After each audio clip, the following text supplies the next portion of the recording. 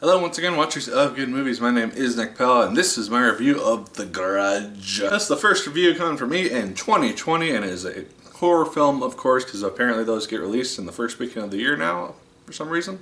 But this is a reboot, I guess, of the original Grudge franchise. I haven't seen any of the previous films. It's never been really a franchise that I've had a huge amount of interest to go and watch. So, there's that. For those of you not aware, this film particularly focuses on this spirit, which is known for having a really nasty grudge against people for some reason.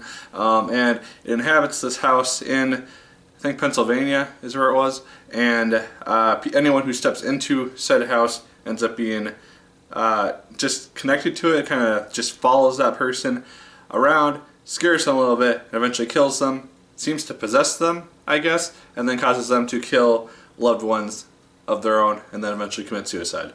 So, it's a spirit movie. Now, the first hour of this thing is boring as all hell. It has a lot of different stories that all connect to this one house and kind of showing how this spirit has just kind of haunted these various people throughout the last couple of years, I guess.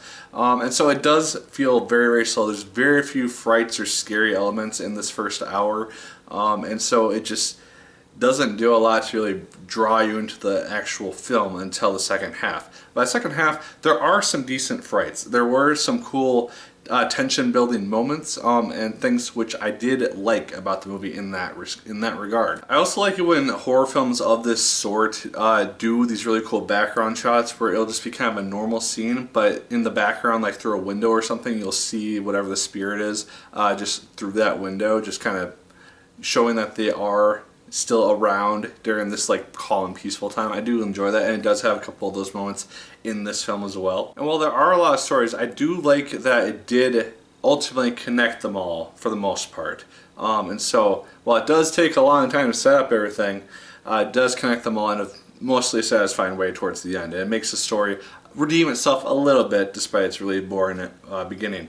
I do feel like this is a film that could have maybe worked better as like a 6-episode miniseries of some sort, with like each episode focusing on one of these different stories, and then the climax focuses on how they're all connected. Something like that. It could have worked a little bit cooler, I think, and then it would have allowed these characters to get fleshed out a little bit more, aside from like the 15 minutes of screen time they all really have to show what they're doing on the movie.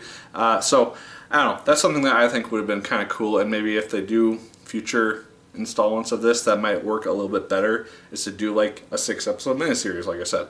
I don't know, just food for thought. Now, this movie's not great, I will admit that, but it's not the worst thing I've ever seen, to be frankly honest. I've seen much worse horror films, I've seen much better horror films. I think one reason why this film doesn't really work as well as it may could have is just because of how exposed we've gotten to these kind of films over the last 5 years or so. With the whole Conjuring franchise, with Lights Out, with other spirity horror films like this, which have done this whole genre a lot better. So yeah, The Grudge, it works fine. It does its job, and it being rated R, it does allow some more bloody moments. It doesn't do it as excessively as I might have wanted to, but does make decent use of its blood and R rating, I guess. But yeah, generally, it's fine. Like I said, go check it out if you're interested. Otherwise, you can kind of avoid it. It's not going to really do you much good to see it if you're not really a huge fan of either the Grudge franchise or horror films in general. So, take it as you will. But those are my thoughts on The Grudge. Let me know yours in the comments down below. Did you like it as much as I did? Did you hate it more than I did? Let me know. Let me also know what your favorite spirity movie is. It doesn't necessarily have to be a possession thing, but anything like The Nun, or La Llorona, or Lights Out, or something of that sort. Let me know your favorite in the comments down below. Like, favorite, comment, and subscribe once again if you so choose. I appreciate it immensely. And as always, my people, my name is Nick Pell, and once again, keep on watching.